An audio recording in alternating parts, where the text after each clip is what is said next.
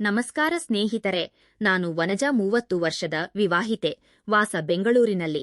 ನನ್ನ ಪತಿ ನನ್ನನ್ನು ತುಂಬಾ ಪ್ರೀತಿಸುತ್ತಾರೆ. ನಾನು ಕೂಡ ಅವರನ್ನಷ್ಟೇ ಪ್ರೀತಿಸುತ್ತೇನೆ.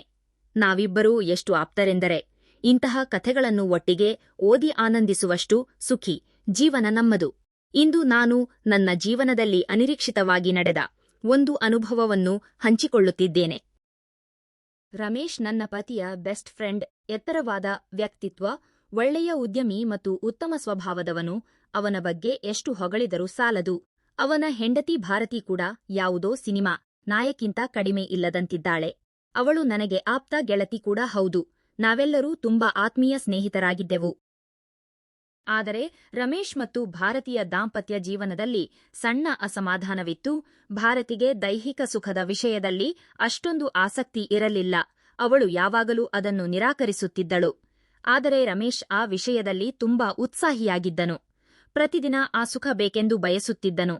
ಇದು ಅವರ ಮನೆಯಲ್ಲಿ ಸದಾ ನಡೆಯುವ ಘರ್ಷಣೆಯಾಗಿತ್ತು.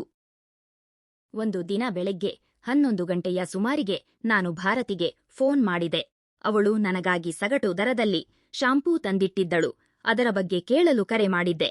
ಫೋನ್ ರಮೇಶ್ ಸ್ವೀಕರಿಸಿದರು. ನಾನು ವನಜಾ ಎಂದೆ. ಫೋನಿನಲ್ಲಿ ಅವರಿಬ್ಬರ ಜಗಳ ನನಗೆ ಕೇಳಿಸುತ್ತಿತ್ತು.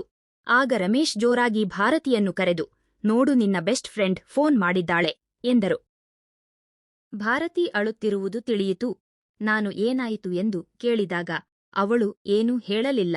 ಆಗ ರಮೇಶ್ ಫೋನ್ ಪಡೆದು, ವನಜಾ, ನಿನ್ನ ಈ ಹುಚ್ಚು ಫ್ರೆಂಡ್ಗೆ ಸ್ವಲ್ಪ ಹೇಳಿಕೊಡು ಎಂದರು. ನಂತರ ಮನೆಯಲ್ಲಿ ನಡೆದ ಘಟನೆಯನ್ನು ರಮೇಶ್ ನನಗೆ ವಿವರವಾಗಿ ವಿವರಿಸಿದರು. ಹಿಂದಿನ ರಾತ್ರಿ ಭಾರತೀಯ ಅಕ್ಕ ಮನೆಗೆ ಬಂದಿದ್ದರಂತೆ. ತಮಾಷೆಯಾಗಿ ರಮೇಶ್, ನಿನ್ನ ಅಕ್ಕನ ಸೌಂದರ್ಯದ ಮುಂದೆ ನೀನೇನೂ ಅಲ್ಲ ಎಂಬರ್ಥದಲ್ಲಿ ಹೇಳಿದ್ದರಂತೆ. ಇದರಿಂದ ಭಾರತಿಗೆ ಸಿಟ್ಟು ಬಂದಿದೆ. ಅಕ್ಕ ಹೋದ ಮೇಲೆ ಜಗಳ ಶುರು ಮಾಡಿದ್ದಾಳೆ.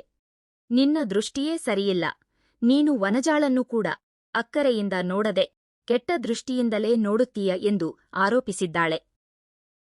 ನಿಜ ಹೇಳಬೇಕೆಂದರೆ ನನ್ನ ದೈಹಿಕ ಆಕಾರ ಭಾರತಿಗಿಂತ ಸ್ವಲ್ಪ ಹೆಚ್ಚು ಆಕರ್ಷಕವಾಗಿದೆ. ರಮೇಶ್ ಹಲವಾರು ಬಾರಿ ತಮಾಷೆಯಾಗಿ ಎಲ್ಲರ ಮುಂದೆಯೇ ನನ್ನ ಅಂದವನ್ನು ಹೊಗಳುತ್ತಿದ್ದರು. ಫೋನಿನಲ್ಲಿ ಜಗಳದ ನಡುವೆ ರಮೇಶ್ ಕೋಪದಿಂದ, ನನಗೆ ಇಂದು ದೈಹಿಕ ಸುಖ ಬೇಕು, ನೀನು ಕೊಡದಿದ್ದರೆ ನಾನು ವನಜಾಲ ಬಳಿಯೇ ಕೇಳುತ್ತೇನೆ ಎಂದು ಬಿಟ್ಟಿದ್ದರು. ಭಾರತಿ ಕೂಡ ಅಷ್ಟೇ ಸಿಟ್ಟಿನಿಂದ, ಹೋಗಿ ಯಾರ ಬಳಿಯಾದರೂ ಸೇರಿಕೊಳ್ಳಿ, ಎಲ್ಲರೂ ನಿಮಗಾಗಿ ಕಾಯುತ್ತಿದ್ದಾರೆ ಎಂದು ಕೂಗಾಡಿ ಫೋನ್ ಕಿತ್ತುಕೊಂಡು, ನನ್ನ ಗಂಡ ನಿನ್ನ ಬಳಿ ಬರುತ್ತಾರೆ, ಅವರಿಗೆ ಏನು ಬೇಕೋ ಅದನ್ನು ನೀನೇ ಕೊಡು ಎಂದು ಹೇಳಿಬಿಟ್ಟಳು. ಅವರಿಬ್ಬರ ನಡುವೆ ಪರಿಸ್ಥಿತಿ ಅಷ್ಟೊಂದು ಹದಗೆಟ್ಟಿತ್ತು. ನಾನು ಭಾರತಿಯನ್ನು ಸಮಾಧಾನಪಡಿಸಲು ಪ್ರಯತ್ನಿಸಿದೆ. ಗಂಡ ಹೆಂಡತಿ ನಡುವೆ ಇದೆಲ್ಲ ಸಾಮಾನ್ಯ, ಸುಮ್ಮನೆ ಅಳಬೇಡ. ರಮೇಶ್ಗೆ ನಮ್ಮ ಮನೆಗೆ ಬರಲು ಹೇಳು, ನಾನು ಅವನಿಗೆ ಬುದ್ಧಿ ಹೇಳಿ ಕಳುಹಿಸುತ್ತೇನೆ ಎಂದೆ. ಅವಳು ಸರಿ ಎಂದು ಫೋನ್ ಇಟ್ಟಳು. ರಮೇಶ್ ಕಚೇರಿಗೆ ಹೋಗುವ ಹಾದಿಯಲ್ಲೇ ನಮ್ಮ ಮನೆ ಇತ್ತು.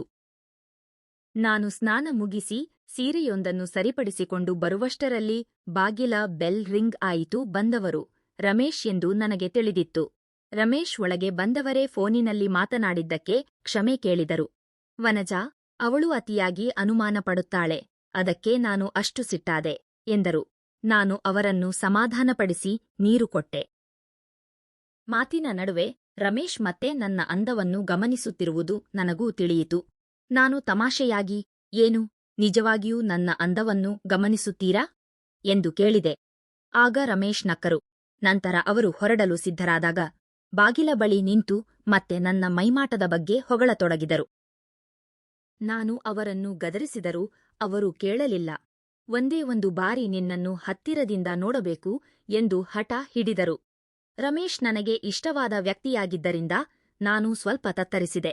ಕೊನೆಗೆ 6 ಹೆಜ್ಜೆ ದೂರದಿಂದ ಮಾತ್ರ ನೋಡಬೇಕು, ಮುಟ್ಟಬಾರದು ಎಂಬ ಷರತ್ತಿನ ಮೇಲೆ ನಾನು ಒಪ್ಪಿಕೊಂಡೆ. ಸೋಫಾದಲ್ಲಿ ಕುಳಿತು ನಾನು ನನ್ನ ಸೀರೆಯನ್ನು ಸರಿಸಿದಾಗ ರಮೇಶ್ ಮಂತ್ರಮುಗ್ಧರಾಗಿ ನೋಡುತ್ತಿದ್ದರು. ಅವರಿಗೆ ತಡೆದುಕೊಳ್ಳಲು ಸಾಧ್ಯವಾಗುತ್ತಿರಲಿಲ್ಲ. 5 ನಿಮಿಷಗಳ ನಂತರ ಅವರು ಹತ್ತಿರ ಬಂದರು. ಮುಟ್ಟಬೇಡಿ ಎಂದು ನಾನು ಹೇಳುತ್ತಿದ್ದರು. ಅವರ ಸ್ಪರ್ಶ ನನ್ನ ಮೈಮೇಲೆ 1000 ಚಿಟ್ಟೆಗಳು ಹಾರಾಡಿದ ಅನುಭವ ನೀಡಿತು. ನನ್ನ ದೇಹದ ಒಂದೊಂದು ಅಂಗವನ್ನು ಅವರು ಸವಿಯತೊಡಗಿದರು. ಮೊದಲೇ ಸುಖದಿಂದ ವಂಚಿತನಾಗಿದ್ದ ರಮೇಶಿ ಅಂದು ನನ್ನ ಮೇಲೆ ತನ್ನೆಲ್ಲಾ ಪ್ರೀತಿಯನ್ನು ಸುರಿಸಿದನು.